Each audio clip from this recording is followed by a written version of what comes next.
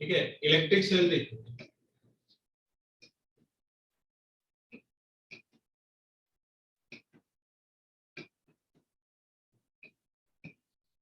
Electric cell में cell के अंदर एक केमिकल भरा हुआ होता है जिसको हम बोलते हैं इलेक्ट्रोलाइट। ठीक है, ये इलेक्ट्रोलाइट है और इसके अंदर दो इलेक्ट्रोड्स होते हैं, ये एक इलेक्ट्रोड है और ये दूसरा इलेक्ट्रोड है। ठीक है, एक हायर पोटेंशियल पे होता है जिसको हम पॉजिटिव इलेक्ट्रोड बोलते हैं और एक लोअर पोटेंशियल पे होता है जिसको हम नेगेटिव इलेक्ट्रोड बोलते हैं। ठीक है, ये जो सेल है इसको हम इस तरह से रिप्रेजेंट करते हैं, ये सेल का सिंबल है। और ये जो इलेक्ट्रोलाइट है ये करंट के फ्लो को रेजिस्टेंस प्रोवाइड करता है जिसको इंटरनल रेजिस्टेंस बोलते हैं। ठीक है, ये जो टर्मिनल्स हैं इसको ए मान लीजिए और इसको बी मान लीजिए, तो पॉजिटिव और नेगेटिव टर्मिनल्स होते हैं। एक इसका पॉजिटिव टर्मिनल होता है और दूसरा इसका नेगेटिव टर्मिनल होता है। तो ये जो पार्ट है जिसमें इंटरनल रेजिस्टेंस इंक्लूडेड होता है इसको बोलते हैं इलेक्ट्रिक सेल। ठीक है, तो इलेक्ट्रिक सेल क्या होता है? Electric cell is a source of electric cell is a source of potential difference. और सोर्स के जो पोटेंशियल डिफरेंस है उसको हम ईएमएफ बोलते हैं, called EMF of a cell. तो ईएमएफ पोटेंशियल डिफरेंस होता है जिसको हम सोर्स है, तो जो वोल्टेज का सोर्स है उसके पोटेंशियल डिफरेंस को हम ईएमएफ बोलेंगे। और ईएमएफ की जो फुल फॉर्म है वो होता है इलेक्ट्रोमोटिव फोर्स। तो ये फोर्स सिर्फ नाम में है, ये फोर्स होता नहीं, होता क्या है, ये पोटेंशियल डिफरेंस होता है। ठीक है, तो अगर सेल ओपन सर्किट में है, if cell is in open circuit,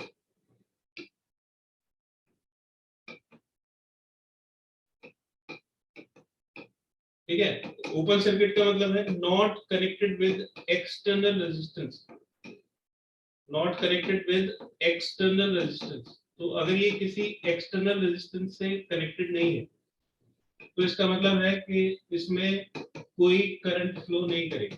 तो इसमें करंट कितना होगा? जीरो। करंट अगर जीरो के इक्वल होगा तो जो पोटेंशियल डिफरेंस होगा टर्मिनल्स के बीच का उसी को हम ईएमएफ बोलते हैं। तो सेल अगर ओपन सर्किट में है तो सेल के टर्मिनल्स के अक्रॉस जो पोटेंशियल डिफरेंस है that is called EMF of a cell. Clear है बेटा? Yes sir. इसको नोट करिए बेटा जल्दी से। एक्सटर्नल रेजिस्टेंस से कनेक्ट कर देंगे, फिर ये जो सेल था इसको एक एक्सटर्नल रेजिस्टेंस यानी कि एक वायर से कनेक्ट कर देंगे। ठीक है, तो इस वायर को हम दिखाते हैं एक एक्सटर्नल रेजिस्टेंस। तो ये एक एक्सटर्नल रेजिस्टेंस है जिसको हम कैपिटल आर से रिप्रेजेंट करते हैं। तो जैसे ही आप इसको एक एक्सटर्नल रेजिस्टेंस से कनेक्ट करते हो तो इसमें हायर पोटेंशियल से लोअर पोटेंशियल की तरफ एक करंट फ्लो होने लगती है। और आपने पहले ही पढ़ रखा है कि ये करंट किसकी वजह से होती है। तो जैसे ही आप इसको कनेक्ट करते हो तो जो फ्री इलेक्ट्रॉन्स होते हैं वो इस कंडक्टर के थ्रू मूव करते हैं इलेक्ट्रिक फील्ड की वजह से, और जिसकी वजह से उनमें एक ड्रिफ्ट वेलोसिटी, एवरेज वेलोसिटी आती है और करंट की वैल्यू होती है चार्ज फ्लोन पर सेकंड। तो उससे इसमें एक करंट डेवलप हो जाता है। जब ये करंट इसमें फ्लो होने लगती है तो सेल के बाहर ये जो टर्मिनल्स हैं ए और बी, इस सेल के बाहर जो करंट की डायरेक्शन होगी वो हायर पोटेंशियल से ए हायर पोटेंशियल पे और बी लोअर पोटेंशियल पे, तो हायर पोटेंशियल से लोअर पोटेंशियल की तरफ ये करंट फ्लो होने लगता है। ठीक है, अब ये करंट जब फ्लो होगी तो ये जो इलेक्ट्रोलाइट है ये इसका इलेक्ट्रोलिसिस हो जाएगा और इसके अंदर ये पॉजिटिव और नेगेटिव आयंस आ जाएंगे। ठीक है, तो इसमें सबसे पहला इंपॉर्टेंट पॉइंट है कि इलेक्ट्रोलाइट के अंदर जो करंट है वो किसकी वजह से होगी। तो current inside the cell, current inside the cell, वहां पे तो फ्री इलेक्ट्रॉन्स नहीं है क्योंकि वहां पे कंडक्टर ही नहीं है, तो वहां पे चार्ज कैसे फ्लो होता है? तो करंट के जो सेल के अंदर जो करंट है is due to positive and negative ions. तो ये जो पॉजिटिव और नेगेटिव आयंस हैं इसके इलेक्ट्रोलाइट इसकी वजह से इलेक्ट्रो करंट होती है। तो करंट के लिए चार्ज कौन कैरी करता है? कंडक्टर के अंदर फ्री इलेक्ट्रॉन्स कैरी करता है और इलेक्ट्रोलाइट के अंदर पॉजिटिव और नेगेटिव आयंस कैरी करता है। ठीक है, तो पहला पॉइंट तो ये हो गया। दूसरा पॉइंट है कि जो रेजिस्टेंस है, रेजिस्टेंस कौन ऑफर करता है? Resistance offered by electrolyte. तो इलेक्ट्रोलाइट जो रेजिस्टेंस ऑफर करता है किसके लिए? To flow of ions. Electrolyte के अंदर जो आयंस फ्लो करते हैं उनको जो रेजिस्टेंस ऑफर किया जाता है इलेक्ट्रोलाइट के द्वारा, that is called internal resistance of the cell. ठीक है, वो इंटरनल रेजिस्टेंस होता है सेल। इंटरनल रेजिस्टेंस इसको स्मॉल आर से डिनोट करता है ऑफ द सेल। ठीक है, ये दूसरा इंपॉर्टेंट पॉइंट हो गया, यहाँ पे इंटरनल रेजिस्टेंस आ गया। तीसरा इंपॉर्टेंट पॉइंट है कि जो टर्मिनल्स हैं ए और बी, टर्मिनल्स यानी कि एंड पॉइंट्स, टर्मिनल्स यानी कि end points of cell and external resistance are same.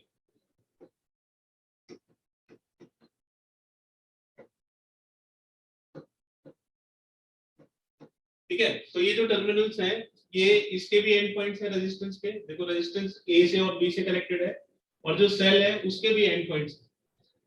ठीक है, तो दोनों के एंड पॉइंट सेम होंगे। सेल का भी एंड पॉइंट ए बी होगा और रेजिस्टेंस के भी एंड पॉइंट ए और बी होंगे। ठीक है, तो इसमें अब करंट फ्लो होने लगे। अब ये जब इसमें करंट फ्लो होगी तो इसके अक्रॉस जो पोटेंशियल ड्रॉप होगा V, वो I इंटू आर के बराबर होगा और इसके अक्रॉस जो पोटेंशियल ड्रॉप होगा वो I इंटू स्मॉल आर के बराबर। तो इनमें जो पोटेंशियल ड्रॉप है वो कहां से आ रहा है? सेल का जो ईएमएफ है वो दो जगह खर्च हो रहा है, एक तो एक्सटर्नल रेजिस्टेंस में खर्च हो रहा है और एक इंटरनल रेजिस्टेंस में खर्च हो रहा है। ठीक है, तो जो सेल का ईएमएफ है वो एक तो एक्सटर्नल रेजिस्टेंस में खर्च हो रहा है और एक इंटरनल रेजिस्टेंस में खर्च हो रहा है। तो सारा का सारा जो पोटेंशियल डिफरेंस है ए और बी के बीच का वो पूरे सर्किट में खर्च हो जाता है। कुछ एक्सटर्नल रेजिस्टेंस खर्च कर देता है, कुछ इंटरनल रेजिस्टेंस खर्च कर देता है। ये जो एक्सटर्नल रेजिस्टेंस खर्च करता है इसको हम बोलते हैं V। ये जो कैपिटल V है I इंटू आर, इसको बोलते हैं terminal potential difference. Terminal potential difference या सिंपली इसको पोटेंशियल डिफरेंस भी बोलते हैं। तो जो टर्मिनल पोटेंशियल डिफरेंस होता है वो क्लोज्ड सर्किट में होता है। जब ये सर्किट में हमने ये रेजिस्टेंस नहीं लगाया था तो जो टर्मिनल पोटेंशियल डिफरेंस था वो ईएमएफ के बराबर था। लेकिन अब जो टर्मिनल पोटेंशियल डिफरेंस है VAB वो ईएमएफ के बराबर नहीं है। वो टर्मिनल डिफरेंस जो है वो ईएमएफ से कम है। तो ये जो टर्मिनल पोटेंशियल डिफरेंस है V, ये ईएमएफ से कम होता है। आप देख सकते हो ये E minus V is equal to I into small r के बराबर होता है और ये एक पॉजिटिव क्वांटिटी है। तो इससे पता लगता है कि जो टर्मिनल पोटेंशियल डिफरेंस है वो ईएमएफ से कम है। यही इसका सबसे इंपॉर्टेंट पॉइंट है, इसको बड़े ध्यान से समझिएगा। जब तक आप एक्सटर्नल रेजिस्टेंस कनेक्ट नहीं करते हो, ये जो एक्सटर्नल रेजिस्टेंस है जब तक इसको कनेक्ट नहीं करते हो तो ए और बी के बीच में जो पोटेंशियल डिफरेंस है वो ईएमएफ होता है। और जब इसको कनेक्ट कर देते हो, जब क्लोज सर्किट हो जाता है यानी कि करंट आने लगती है, तो जो पोटेंशियल डिफरेंस है वो V इंटू आई आर के इक्वल होता है। और V की एक और वैल्यू निकाली जा सकती है, यहां से आप V की वैल्यू निकाल सकते हो। इसका दूसरा फॉर्मूला होता है V is equal to E minus I into small r। ये इसका दूसरा फॉर्मूला। ये एक्सटर्नल रेजिस्टेंस के टर्म्स में है और ये इंटरनल रेजिस्टेंस और सेल के टर्म्स में। ठीक है, ये इसका चौथा इंपॉर्टेंट पॉइंट हो गया सेल का। ठीक है, अब इसमें एक और पॉइंट लिखिए, फिफ्थ पॉइंट है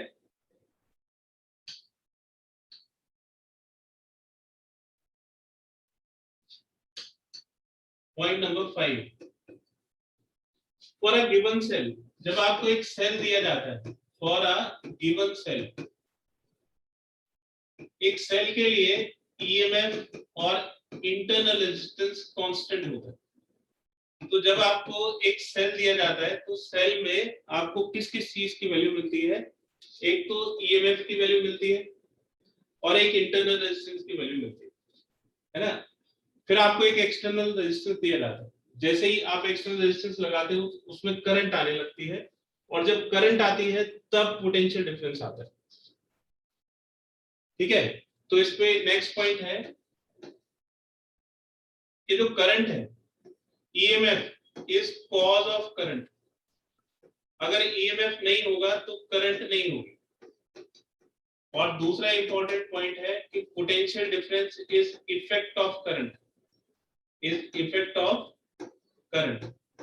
जब करंट आएगी तभी पोटेंशियल डिफरेंस आएगा, यानी कि करंट अगर जीरो है तो पोटेंशियल डिफरेंस भी जीरो होगा, यानी कि जब तक करंट नहीं होगी तब तक पोटेंशियल डिफरेंस भी नहीं होगा।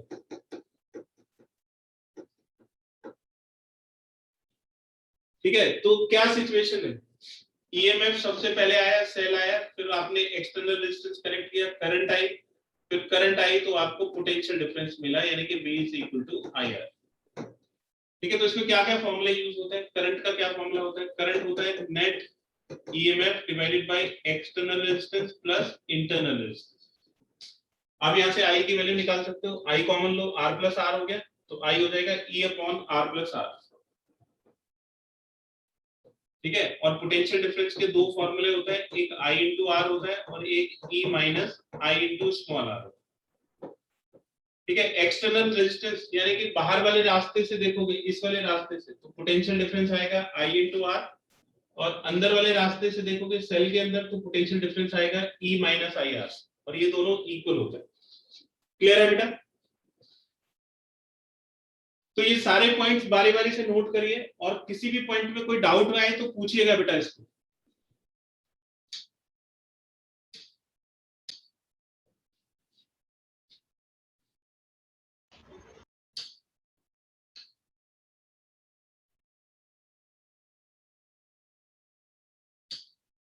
Internal resistance of cell, cell का इंटरनल रेजिस्टेंस कैसे कैलकुलेट करें, कैलकुलेशन ऑफ इंटरनल रेजिस्टेंस। तो देखिए, अभी सेल के बारे में हमने क्या पढ़ा कि जो टोटल ईएमएफ है वो दो जगह खर्च होता है, एक तो एक्सटर्नल रेजिस्टेंस में और एक इंटरनल रेजिस्टेंस में। ठीक है, ये वाला जो टर्म है इसको हम V से डिनोट करते हैं, V प्लस IR, और जो V है this is called terminal potential difference, V को हम टर्मिनल पोटेंशियल डिफरेंस बोलते हैं। ठीक है, अब इससे हम R की वैल्यू निकालेंगे, तो ये E minus V I into small r के इक्वल हो जाएगा, और R की वैल्यू हो जाएगी E minus V divided by I। ठीक है, I की वैल्यू हम यहाँ से निकाल सकते हैं, तो E माइनस V, और I की वैल्यू, I को हमें क्यों हटाना है, क्योंकि इंटरनल रेजिस्टेंस I के ऊपर डिपेंड नहीं करता है ना, तो इसलिए I को हम यहाँ से निकाल लेंगे, I की वैल्यू हो जाएगी V अपॉन कैपिटल R। तो यहाँ से हम इसको V अपॉन कैपिटल R लिख सकते हैं, तो ये हो जाएगा E माइनस V, R ऊपर चला जाएगा और V नीचे आ जाएगा।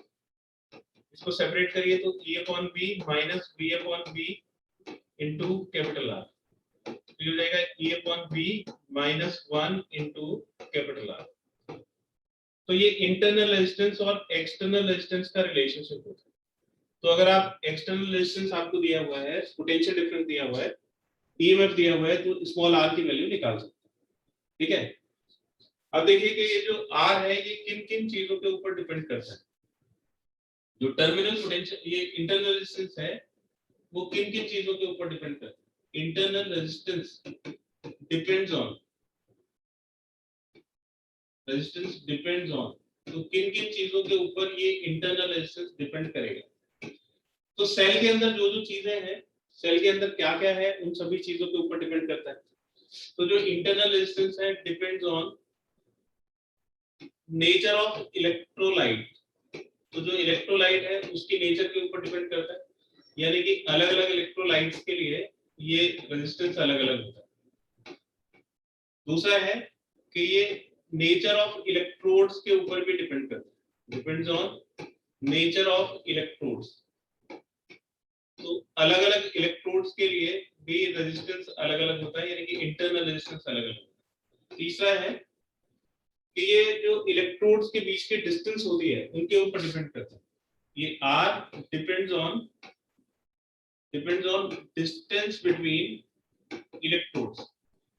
तो पॉजिटिव और नेगेटिव इलेक्ट्रोड्स के बीच में जो डिस्टेंस होती है उसके ऊपर डिपेंड करता है। कैसे डिपेंड करता है? लार्जर द डिस्टेंस, तो जितनी ज्यादा डिस्टेंस होगी उतना ही ज्यादा इंटरनल रेजिस्टेंस होगा। Larger the distance the larger is internal resistance. तो जितनी ज्यादा डिस्टेंस होगी इलेक्ट्रोड्स के बीच में, आयंस को उतना ही ज्यादा ट्रेवल करना पड़ेगा, इसलिए उतना ही ज्यादा इंटरनल रेजिस्टेंस होगा। अब फोर्थ है, तो जो R है वो किसके ऊपर डिपेंड करता है? Depends on area of electrodes. Area of electrodes के ऊपर डिपेंड करता है। इमर्ज इन, जो डूबा हुआ होता है, इमर्ज्ड इन इलेक्ट्रोलाइट। तो इलेक्ट्रोलाइट के अंदर इलेक्ट्रोड्स का जितना एरिया डूबा हुआ होगा, इंटरनल रेजिस्टेंस उसके ऊपर डिपेंड करेगा। कैसे? The larger the area emerge, जितना ज्यादा एरिया डूबा हुआ होगा, the smaller is internal resistance, यानी कि जितना ज्यादा एरिया होगा उतना ही इंटरनल रेजिस्टेंस कम हो जाएगा। नोट करिए बेटा।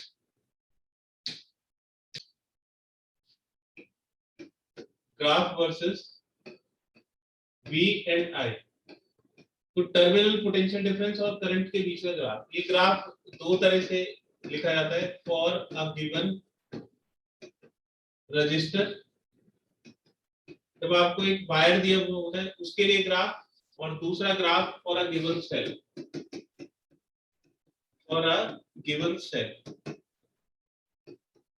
जब आपको सेल दिया हुआ होता है तो उसके लिए ग्राफ। जब आपको एक रजिस्टर दिया हुआ होता है तो इसमें रेजिस्टेंस कांस्टेंट होता है, एक्सटर्नल रेजिस्टेंस कांस्टेंट होता है। और जब आपको सेल दिया हुआ होता है तो एक गिवन सेल के लिए पॉइंट पे लिखवाया था कि ईएमएफ और इंटरनल रेजिस्टेंस ये दोनों टर्म्स कांस्टेंट होते हैं। तो इसके लिए तो जब आप ग्राफ बनाओगे तो V is equal to I R की इक्वेशन यूज करोगे, और इसके लिए B is equal to E minus I into small r की इक्वेशन यूज करोगे। इसमें क्योंकि रेजिस्टेंस कांस्टेंट है तो V I के डायरेक्टली प्रोपोर्शनल होगा, और डायरेक्ट प्रोपोर्शन का ग्राफ होता है कि जैसे जैसे आप करंट बढ़ाओगे वैसे वैसे ये ओरिजिन से पास करेगा और ये इस तरह का ग्राफ है। तो अगर आपको एक रेजिस्टेंस के लिए आपको बताया हुआ है कि भाई एक सर्किट में 10 ओम का रेजिस्टेंस है और V और I का ग्राफ बनाइए, तो V I का ग्राफ इस तरह से होगा, और इसमें जो स्लोप है वो किस चीज को डिनोट करेगा? तो स्लोप हमेशा y अपॉन x को डिनोट करता है। तो y यहाँ पे v हो जाएगा और x यहाँ पे i हो जाएगा। तो इसका जो स्लोप है वो एक्सटर्नल रेजिस्टेंस को डिनोट करता है। तो vi का ग्राफ जो है वो किसको डिनोट करता है? एक्सटर्नल रेजिस्टेंस को डिनोट करता है। सेल के लिए देखिए, ये हम v और i का ग्राफ बना रहे हैं, ये i हो गया और ये v हो गया, इन दोनों के लिए हम ग्राफ बना रहे हैं। दोनों में 1 डिग्री की इक्वेशन है। अगर ये 1 डिग्री की इक्वेशन है v और i में, तो v किसको रिप्रेजेंट कर रहा है? y को, और i किसको रिप्रेजेंट कर रहा है? x को। और ये वाली जो इक्वेशन है ये mx प्लस c को रिप्रेजेंट करेगी। ठीक है, ये एक स्ट्रेट लाइन की इक्वेशन है। तो इसमें आप इसको कंपेयर करोगे तो जो c है वो कैपिटल E के बराबर है। c किसको रिप्रेजेंट करता है? y इंटरसेप्ट को। y एक्सिस पे ओरिजिन से जो डिस्टेंस होती है वो EMF को रिप्रेजेंट करेगी। और स्लोप किसको रिप्रेजेंट कर रहा है? स्लोप रिप्रेजेंट कर रहा है माइनस स्मॉल r को, क्योंकि i तो x पे आ गया तो m की जगह माइनस r आ जाएगा। तो ये नेगेटिव ऑफ इंटरनल रेजिस्टेंस, यानी कि जो स्लोप है वो नेगेटिव है, तो स्लोप नेगेटिव होगा। तो इसका ग्राफ कैसे होगा? स्लोप नेगेटिव होने का मतलब है कि ये डाउनवर्ड स्लोपिंग ग्राफ होगा इस तरह से। ओरिजिन से जो इसकी डिस्टेंस है वो EMF को रिप्रेजेंट करेगी, इसलिए ये वाला जो पॉइंट है वो 0, E। इसका मतलब होता है कि जब करंट 0 होगा तो EMF पोटेंशियल डिफरेंस को डिनोट करेगा, और ये वाला जो पॉइंट है ये पॉइंट होता है I, 0। ठीक है, तो यहाँ पे ये भी जो भी पॉइंट होगा तो इसमें वोल्टेज 0 होगी, तो वोल्टेज अगर 0 होगा तो करंट I के इक्वल होगा। ठीक है, इसका स्लोप हो गया ये y इंटरसेप्ट हो गया, ये वाले जो डिस्टेंस है ये E को डिनोट करती है, मतलब ये जितना भी वोल्टेज होगा वो EMF को डिनोट करता है। तो देखिए V और I का ग्राफ दो तरह से बनता है। जब आपको एक रेजिस्टेंस दिया हुआ होता है तो ये वाला ग्राफ होता है जो डायरेक्टली प्रोपोर्शनल होता है। इसका मतलब है कि आप करंट को इंक्रीज करोगे तो पोटेंशियल डिफरेंस इंक्रीज होगा, है ना। और इसमें जब आपको एक सेल दिया हुआ होता है, यानी कि आप सेल को चेंज नहीं कर रहे हो, इसमें एक्सटर्नल रेजिस्टेंस वेरिएबल है, तो एक्सटर्नल रेजिस्टेंस को चेंज करके हम करंट की वैल्यू चेंज कर रहे हैं, तो उसमें अगर हम वोल्टेज को, हम करंट को बढ़ाएंगे तो वोल्टेज कम होगा। ठीक है, तो ये सिचुएशन है। क्यों कम होगा? क्योंकि ये जो है अगर करंट बढ़ेगी तो ये वाली वैल्यू भी बढ़ेगी, तो एक्सटर्नल रेजिस्टेंस के लिए जो पोटेंशियल डिफरेंस है वो कम बचेगा। ठीक है बेटा, ये बड़े इंपॉर्टेंट ग्राफ है, इसको नोट करिए। सर आपने V इक्वल्स टू 0 लिख के I equals to I V is equal to 0 लिख के I equals to I sir एक बार समझा दो वापस। तो यहाँ पे V कितना है? ये जो x एक्सिस है इस पे V कितना है बेटा? 0 है ना, तो यहाँ पे V पे x एक्सिस 0 है, तो ये x एक्सिस पे y कोऑर्डिनेट 0 होता है, और यहाँ पे I की जितनी भी वैल्यू होगी वो I के बराबर हो जाएगी, यानी कि I is equal to I के इक्वल हो जाएगा। क्लियर है? Yes sir.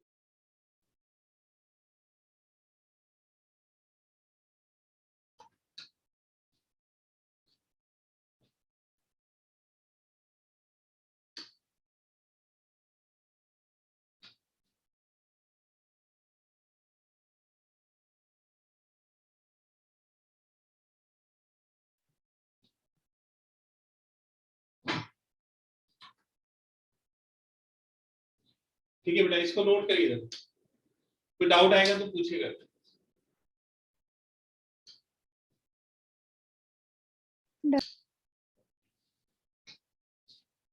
ठीक है, नेक्स्ट आर्टिकल है बेटा difference between EMF and terminal potential difference. EMF यानी कि capital E and terminal potential difference. Terminal potential difference, जो टर्मिनल पोटेंशियल डिफरेंस है उसको हम कैपिटल बी से डिनोट करते हैं। ठीक है, तो एक तरफ हम ईएमएफ लिखते हैं और दूसरी तरफ पोटेंशियल डिफरेंस, और इनके पॉइंट्स को समझते हैं। ये सारी चीजें तो हमने पहले ही डिस्कस कर चुके हैं, तो इसमें जो क्वेश्चन अगर इस तरह से पूछा जाएगा तो क्या लिखें? तो ये जो ईएमएफ है it is the potential difference, ये पोटेंशियल डिफरेंस होता है between terminals of a cell, terminals of a cell और source where no current is drawn from the cell, जब सेल से कोई करंट नहीं ड्रॉ करता, यानी कि जब सर्किट ओपन होता है, तो ओपन सर्किट में जो पोटेंशियल डिफरेंस है उसको हम ईएमएफ बोलते हैं। और टर्मिनल पोटेंशियल डिफरेंस क्या होता है? It is the potential difference between the terminals of the cell, between the terminals of the cell in a closed circuit, in a closed circuit, or when it is connected with external resistance। तो जब इसको external resistance से connect कर देते हैं, ठीक है, तो जो पोटेंशियल डिफरेंस आता है उसको हम टर्मिनल पोटेंशियल डिफरेंस बोलते हैं, यानी कि क्लोज्ड सर्किट के पोटेंशियल डिफरेंस को टर्मिनल पोटेंशियल डिफरेंस बोला जाता है।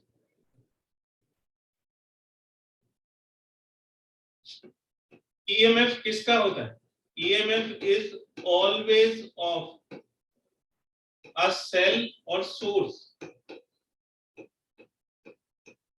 ठीक है, तो ईएमएफ हमेशा सेल के लिए यूज करते हैं, और जो पोटेंशियल डिफरेंस है V यानी कि terminal potential difference is potential difference between any 2 points of the circuit. 2 points of the circuit. ये जो पोटेंशियल डिफरेंस है ये हम किसी भी 2 पॉइंट्स के लिए यूज कर सकते हैं.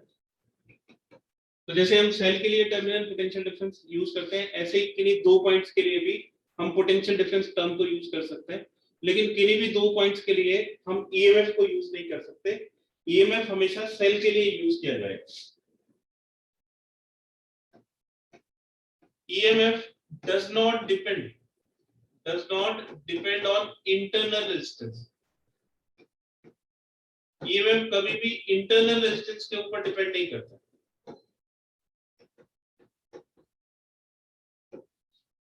लेकिन जो टर्मिनल पोटेंशियल डिफरेंस है यानी कि V, ये इंटरनल रेजिस्टेंस के ऊपर डिपेंड करता है.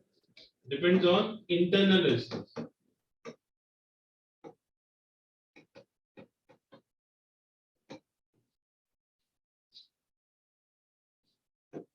Fourth point, it is the cause of the flow of the current. Cause of the flow of the current. ठीक है, ईएमएफ नहीं होगा तो करंट भी नहीं होगा. तो ये करंट के फ्लो का कॉज है, मतलब ईएमएफ की वजह से ही करंट होती है सर्किट. और V जो है, V is the effect of current. जब करंट होगी उसके बाद ईएमएफ होगा. ये करंट का इफेक्ट है. तो करंट आता है ईएमएफ की वजह से, E upon capital R plus R, और पोटेंशियल डिफरेंस आता है करंट की वजह से, यानी कि V is equal to I into capital R. Note करिए बेटा.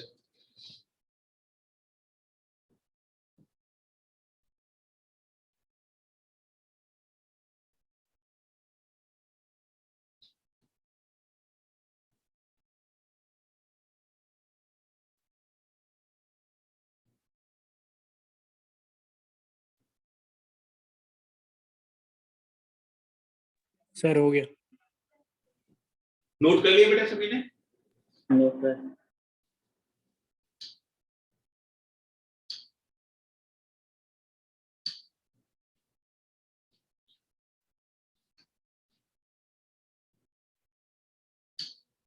ठीक है बेटा, जितनी इंफॉर्मेशन दी हुई है उससे आपको अब ये क्वेश्चंस करना है. ये चारों क्वेश्चन लास्ट पॉइंट छूट गया देना.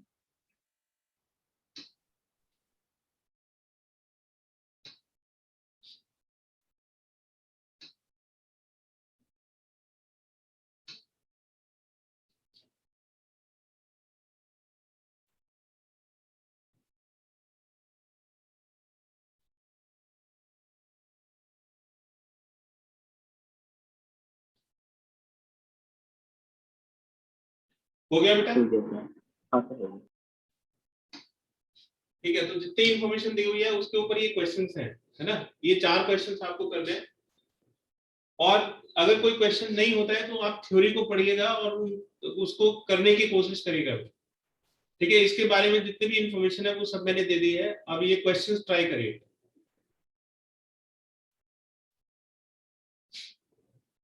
वन टू थ्री, ये 3 क्वेश्चन करिए बेटा. फिर 4th क्वेश्चन के लिए आपको बताऊंगा. तो 1 से लेके 3 तक के क्वेश्चंस करने हैं.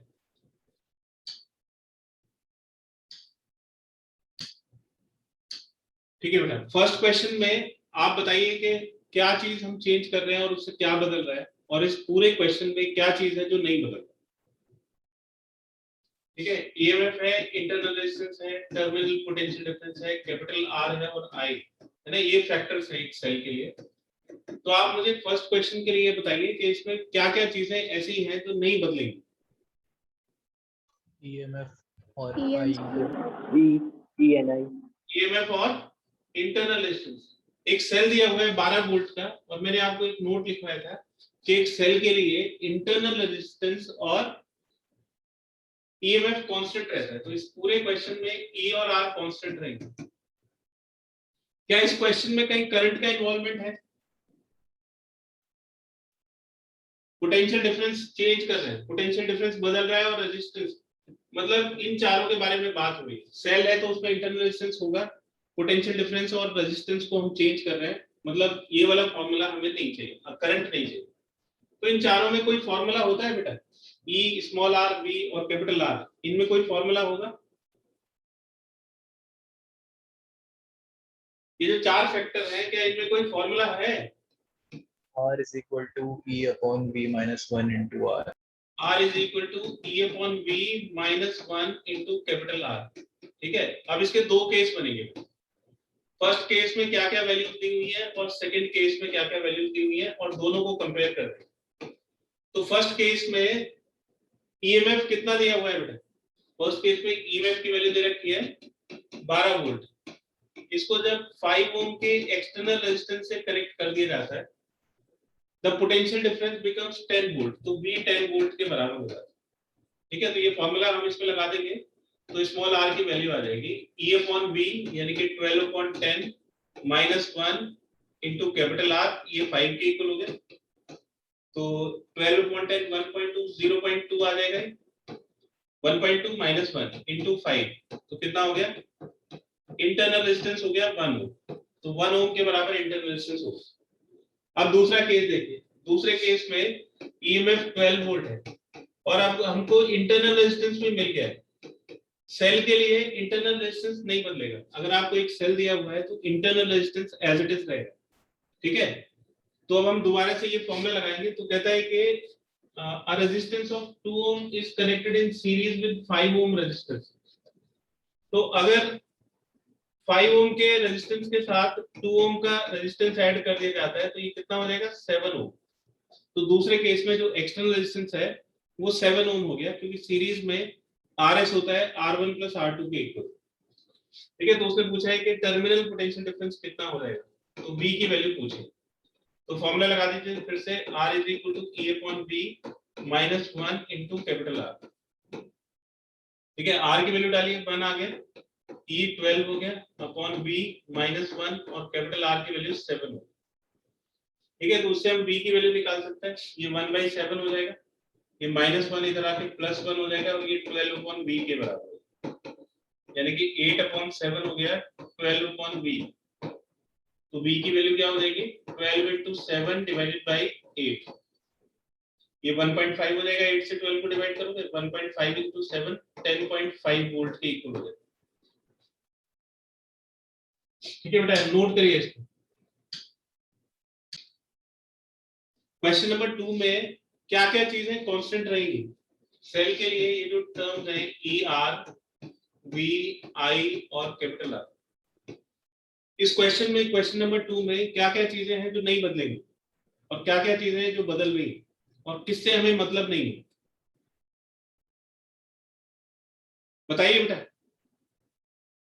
When a wire of 2 ohm resistance is connected between terminals of a cell, it draws a current of 3 ampere।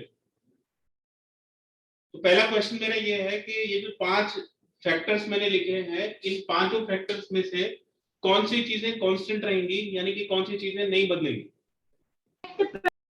E और R। ईएमएफ और are.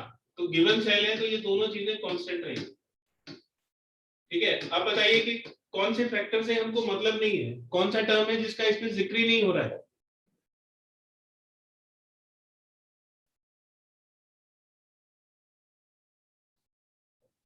V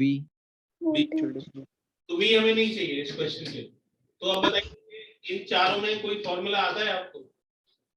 E, small are, आई और कैपिटल आर में E equals IR plus IR। क्या होता है बेटा? I is equal to E upon capital R plus small r, है ना? तो ये फॉर्मूला है। अब केस फर्स्ट, पहले केस में कहता है कि जो रेजिस्टेंस है 2 ओम इज कनेक्टेड बिटवीन टर्मिनल्स, यानी कि एक्सटर्नल रेजिस्टेंस 2 ओम दिया हुआ है। It draws a current of 3 ampere, ये 3 एम्पीयर की करंट को ड्रॉ करता है। I is equal to 3 ampere. ठीक है, तो क्या इक्वेशन बनेगी? इसमें वैल्यू डाल दीजिए, तो I की वैल्यू 3 हो जाएगी, ईएमएफ नहीं दिया हुआ है और इंटरनल रेजिस्टेंस नहीं दिया हुआ है। ठीक है, तो ये एक इक्वेशन में बन गई E और स्मॉल r। तो ईएमएफ और इंटरनल रेजिस्टेंस के लिए कम से कम 2 इक्वेशंस की जरूरत पड़ेगी, दोनों ही चीजें नहीं दी हुई। हमें ईएमएफ कैलकुलेट करना है और इंटरनल रेजिस्टेंस कैलकुलेट करना है। तो केस सेकंड देखते हैं। केस सेकंड में ये अब कहता है the wire is stretched to twice its length. Wire को स्ट्रेच कर दिया जाता है और इसकी लेंथ डबल कर दी जाती है। स्ट्रेच करके लेंथ को डबल करने पे इनमें से कौन सा फैक्टर बदल जाएगा बेटा? Sir resistance. रेजिस्टेंस। तो स्ट्रेचिंग के केस में रेजिस्टेंस के बारे में हमें पता होता है। तो रेजिस्टेंस जो होता है वो L स्क्वायर के डायरेक्टली प्रोपोर्शनल होता है। अगर आप स्ट्रेच कर रहे हो तो रेजिस्टेंस L स्क्वायर के डायरेक्टली प्रोपोर्शनल होगा। अगर रेजिस्टेंस L स्क्वायर के डायरेक्टली प्रोपोर्शनल होगा तो जो नया रेजिस्टेंस है लेंथ को डबल करने पे वो 4 टाइम्स हो जाएगा, यानी कि 4R के इक्वल हो जाएगा। तो पहले R की वैल्यू थी 2, अब ये R हो जाएगा 8 ओम।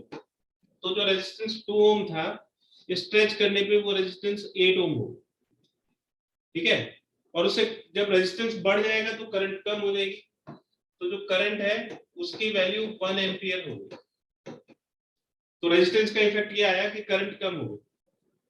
तो क्या इक्वेशन बनेगी? इक्वेशन नंबर 1 में ये वैल्यूज डाल दीजिए। तो करंट हो गई 1 एम्पियर, ईएमएफ सेल है तो कांस्टेंट ही रहेगा, सेम रहेगा, एक्सटर्नल रेजिस्टेंस 8 हो गया और इंटरनल रेजिस्टेंस भी सेम रहेगा। ये हो गई थर्ड इक्वेशन। अब सेकंड और थर्ड इक्वेशन को सॉल्व करके हम E और R की वैल्यू निकाल सकते हैं। कैसे सॉल्व करेंगे? अगर इन दोनों को डिवाइड कर दिया जाए तो ईएमएफ कैंसिल हो जाएगा और R बचेगा। तो सेकंड इक्वेशन को थर्ड इक्वेशन से डिवाइड कर दो। Equation number 2 divided by equation number 3, तो ये 3/1 हो जाएगा, 3/1, और ये ऊपर हो जाएगा E/2 + R और नीचे हो जाएगा E/8 + R। ये E से E कैंसिल हो जाएगा, 8 + R ऊपर चला जाएगा और 2 + R नीचे आ जाएगा। क्रॉस मल्टीप्लाई करिए तो 6 + 3R = 8 + स्मॉल r। तो 2R = 2 हो गया, तो R की वैल्यू हो गई 1 ओम। तो जो इंटरनल रेजिस्टेंस है वो 1 ओम आ गया। अब इक्वेशन नंबर 2 और इक्वेशन नंबर 3 में किसी में भी हम स्मॉल r की वैल्यू डाल देंगे तो E की वैल्यू आ जाएगी। तो सेकंड इक्वेशन में ये वैल्यू पुट कर देंगे। तो सेकंड इक्वेशन से E की वैल्यू हो जाएगी 3 टाइम्स 2 + स्मॉल r। तो 3 टाइम्स 2 + 1, तो 3 3 जा 9 वोल्ट हो जाएगा। तो ईएमएफ की वैल्यू हो जाएगी 9 वोल्ट और इंटरनल रेजिस्टेंस हो जाएगा 1 ओम की। नोट करिए बेटा, इसको नोट करिए और क्वेश्चन नंबर 3 ट्राई करिए। ये गिवन रेजिस्टर के लिए है या गिवन सेल के लिए? ये ग्राफ बना हुआ है, इस तरह का ग्राफ है। आप करंट को इंक्रीज कर रहे हो तो वोल्टेज डिक्रीज कर रही है। ये 6 वोल्ट दिया हुआ है और ये 6 एम्पियर दिया हुआ है, ठीक है। तो ये किस इक्वेशन को फॉलो करता है? तो जो ग्राफ है, from graph for a given cell,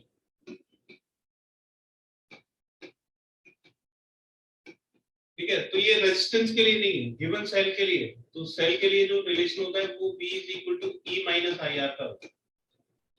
इसमें दो इंफॉर्मेशन दी हुई है। एक तो ये वाला पॉइंट, इस वाले पॉइंट पे x कोऑर्डिनेट 0 होगा, यानी कि ये पॉइंट किसको रिप्रेजेंट करता है कि जब करंट 0 होगी तो वोल्टेज 6 वोल्ट होगा, है ना। और ये पॉइंट किसको रिप्रेजेंट करता है कि जब वोल्टेज 0 होगा तो करंट 6 एम्पियर होगा। तो ये 2 डायमेंशनल ग्राफ है, इसमें 2 डायमेंशन है, एक वोल्टेज और एक करंट। इसमें कोई भी पॉइंट आपको हमेशा 2 वैल्यूज देगा, एक x कोऑर्डिनेट एक y कोऑर्डिनेट। इसी तरह से ये वाला पॉइंट भी एक x कोऑर्डिनेट को बताएगा और एक y कोऑर्डिनेट को बताएगा, और आपको इन दोनों के बीच में एक सेल के लिए ये इक्वेशन मिलेगी। तो V EMF और इंटरनल रेजिस्टेंस की वैल्यू फाइंड करनी है, तो आपको इंटरनल रेजिस्टेंस और EMF में 2 इक्वेशंस बनानी पड़ेगी।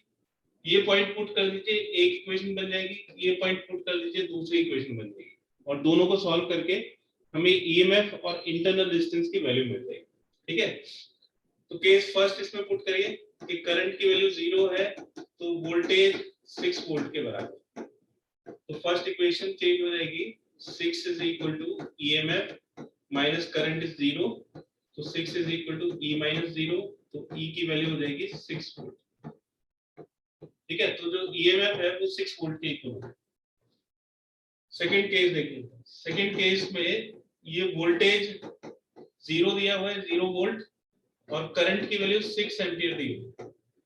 तो इक्वेशन नंबर 1 में इसको सब्स्टिट्यूट करिए, तो V is equal to 0, EMF की वैल्यू हम ऑलरेडी निकाल चुके हैं, और ये भी आपको पता है कि for a given cell EMF constant रहेगा, तो EMF की वैल्यू 6 वोल्ट हो जाएगी, करंट 6 एम्पियर हो गया और इंटरनल रेजिस्टेंस R हो गया, तो 6R is equal to 6, R is equal to 6/6, that is R is equal to 1 ohm, तो इसका इंटरनल रेजिस्टेंस हो जाएगा 1 ओम। इसको नोट करिए।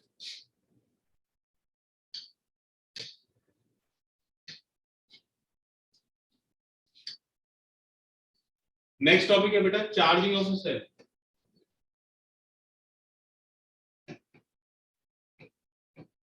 तो पहले जो हमने सेल पढ़ा था उसको हम एक्सटर्नल रेजिस्टेंस से कनेक्ट करते थे, हमको एक्सटर्नल रेजिस्टेंस के थ्रू करंट मिलती थी और उसको हम बोलते थे डिस्चार्जिंग ऑफ अ सेल, और यहाँ पे हम सेल को चार्ज करेंगे, तो यहाँ पे current is not drawn from the cell, current is not drawn from the cell, तो सेल में से करंट नहीं ली जाती,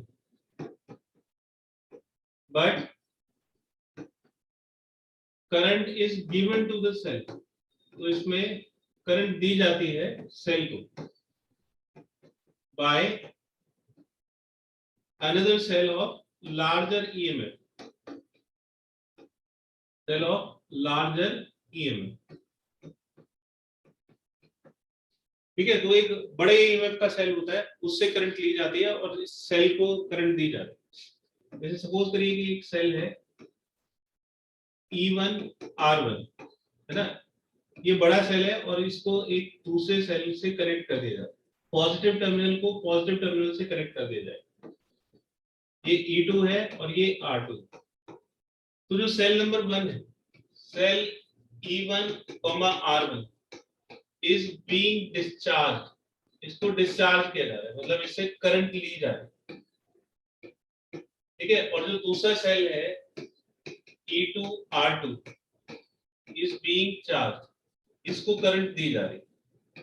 तो इसकी कंडीशन क्या होती है कि जो सेल डिस्चार्ज होता है उसका EMF जो सेल चार्ज होता है उससे ज्यादा हो, यानी कि उसका EMF डोमिनेट करेगा, तो इससे करंट निकलेगी और ये वाली करंट इस सेल में जाएगी। इन दोनों में क्या चीज कॉमन होगी, ये इसके अक्रॉस जो पोटेंशियल डिफरेंस है वो सेम रहेगा, ठीक है। इस केस में दोनों के बीच में पोटेंशियल, ठीक है। तो इसमें अगर इस पूरे सर्किट में I करंट है और सपोज करिए कि ये जो कनेक्टिंग वायर्स है इनका रेजिस्टेंस कैपिटल R, तो जो करंट है इसकी डायरेक्शन चेंज हो गई, ये अब इसको इससे निकल नहीं रही है, इसके अंदर जा रही है, तो इसके अक्रॉस जो पोटेंशियल डिफरेंस है V2 और इसके अक्रॉस जो पोटेंशियल डिफरेंस है V1, उन दोनों की इक्वेशन क्या होगी, तो जो सेल चार्ज हो रहा है उसमें करंट की डायरेक्शन चेंज हो गई, तो ये हो जाएगा E2 minus I into R2।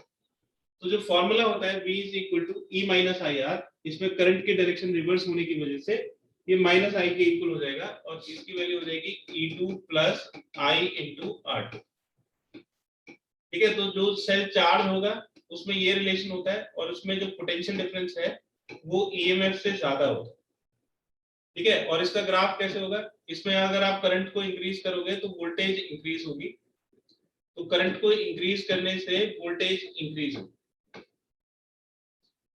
ठीक है। और जो सेल चार्ज नहीं हो रहा है, जो सेल डिस्चार्ज हो रहा है यानी कि E2, E1, उसको हम पहले ही डिस्कस कर चुके हैं। तो यहाँ पे जो V1 है वो E1 minus I into small r1 के इक्वल होगा, और ये डिस्चार्जिंग सेल का ग्राफ तो हम पहले ही पढ़ चुके हैं कि जैसे आप करंट को इंक्रीज करोगे तो वोल्टेज डिक्रीज करेगी, ठीक है। तो ये इसका ग्राफ होगा। तो जब सेल चार्ज होता है तो जैसे जैसे आप इस करंट को बढ़ाओगे इसके अक्रॉस पोटेंशियल डिफरेंस राइज करेगा, V2 E2 से ज्यादा हो जाएगा, और जब सेल को डिस्चार्ज होगा, जैसे इसमें सेल डिस्चार्ज हो रहा है, तो ये तो ग्राफ हम पहले ही पढ़ चुके, तो ये डिस्चार्जिंग सेल का ग्राफ है और ये चार्जिंग सेल का ग्राफ, नोट करिए बेटा। Series combination of cells, series combination of cells, तो जिस तरह से हम रेजिस्टेंस को कनेक्ट करते हैं उसी तरह से सेल्स को भी कनेक्ट कर सकते हैं और उससे हम एक इक्विवेलेंट सेल बना सकते हैं, ठीक है। तो इसमें दो तरह के कॉम्बिनेशन होता है, एक तो सीरीज कॉम्बिनेशन होता है और दूसरा एंटी सीरीज हो। एंटी सीरीज में जो सेल्स हैं वो ऑपोजिट पोलैरिटी के साथ कनेक्टेड होते हैं। जैसे आपने ये एक सेल लिया है E1R1, इसका पॉजिटिव टर्मिनल इधर और नेगेटिव टर्मिनल इधर, और सेम पोलैरिटी के साथ आपने एक और सेल कनेक्ट कर दिया, ये E2 सेल हो गया, ये R2 इसका इंटरनल रेजिस्टेंस है। ठीक है, इसको आपने एक्सटर्नल रेजिस्टेंस के थ्रू इस तरह से कनेक्ट कर दिया सीरीज। तो इन दोनों का जो इक्विवेलेंट रेजिस्टेंस होगा, इक्विवेलेंट सेल होगा, उसकी वैल्यू हमें निकालनी है। तो इन दोनों को हम किससे कंपेयर कर सकते हैं? एक सिंगल सेल से कनेक्ट कर सकते हैं, कंपेयर कर सकते हैं। इसके ईएमएफ को हम ई नेट से डिनोट करेंगे और इंटरनल रेजिस्टेंस को आर नेट से डिनोट करेंगे, और ये कैपिटल आर होगा। ये जो टर्मिनल्स हैं, ये ए टर्मिनल और ये बी टर्मिनल हो गया, इसमें ये ए टर्मिनल हो गया और ये बी टर्मिनल। तो हमें ई नेट की वैल्यू निकालनी है और आर नेट की वैल्यू निकालनी है। यानी कि जो सेल्स हैं वो दो सेल्स मिलके कितना ईएमएफ जनरेट करेंगे, कितना इंटरनल रेजिस्टेंस। तो बड़ा सिंपल है, आप ऐसे जाओगे, ये पोटेंशियल डिफरेंस इस पोटेंशियल डिफरेंस के साथ ऐड हो जाएगा और ई नेट की वैल्यू E1 प्लस E2 के इक्वल हो जाएगी, और इसी तरह से आर नेट की वैल्यू R1 प्लस R2 के इक्वल हो जाएगी। और ये जो करंट फ्लो करेगी दोनों की वजह से, ये जो करंट है I, इसके लिए सिंपल सा फॉर्मूला जो आपने पढ़ा हुआ है E upon R plus small r। तो यहाँ पे E नेट आ जाएगा, यहाँ पे R नेट आ जाएगा। तो E नेट की वैल्यू हो जाएगी E1 प्लस E2 और R नेट की वैल्यू हो जाएगी R1 प्लस R2। ठीक है, तो ये तीन फॉर्मूले इसमें यूज होंगे। ठीक है, इसको बोलते हैं सीरीज कॉम्बिनेशन। ठीक है, इन दोनों से करंट निकल रही है, इससे भी करंट आ रही है, इससे भी करंट आ रही है, और ये दोनों करंट मिलके ये करंट जनरेट कर रहे हैं। तो ये दोनों सेल्स जो है वो डिस्चार्जिंग सेल्स है, दोनों से करंट निकल रही है। E1 E2 both are discharging cells। तो सीरीज कॉम्बिनेशन में जितने भी सेल्स कनेक्ट करोगे वो डिस्चार्जिंग होगा, मतलब उनसे करंट ड्रॉ करेंगे। एंटी सीरीज में पोलैरिटी डिफरेंट हो जाती है, ये जैसे E1 है, ये R1 है, फिर इसके ऑपोजिट पोलैरिटी के साथ कनेक्ट करो E2, ये R2 हो, इसको एक्सटर्नल रेजिस्टेंस के साथ कनेक्ट करो। ठीक है, इसका इक्विवेलेंट सेल बनाओगे तो इन दोनों के इक्विवेलेंट सेल को ई नेट से डिनोट करेंगे और आर नेट से डिनोट करेंगे, और इसको हम एक्सटर्नल रेजिस्टेंस से कनेक्ट कर देंगे। इन दोनों की वजह से जो करंट होगी ये आएगी। ठीक है, तो इसमें जो ई नेट है उसकी वैल्यू किसके बराबर होगी? तो जिस सेल से करंट निकल रही है, अगर करंट की डायरेक्शन इस तरह से दी हुई है तो इसका मतलब इस सेल से करंट निकल रही है, और ये करंट पूरे सर्किट में एक ही होगी, तो इसमें करंट निकल नहीं रही है, इसमें पॉजिटिव टर्मिनल में करंट एंटर कर रही है। तो ये दोनों ऑपोजिट पोलैरिटी के साथ कनेक्टेड है। ऐसे चलोगे E1 पॉजिटिव होगा और E2 नेगेटिव होगा, तो ये हो जाएगा E1 माइनस E2। तो net EMF E1 minus E2 के इक्वल हो जाएगा। ठीक है, तो इसमें ईएमएफ ऐड हो जाता है, और इसमें जो ऑपोजिट पोलैरिटी के साथ कनेक्टेड होता है उसमें ये सब्ट्रैक्ट हो जाता है। लेकिन इंटरनल रेजिस्टेंस में कोई फर्क नहीं पड़ता, are net R1 plus R2 के इक्वल ही होता है।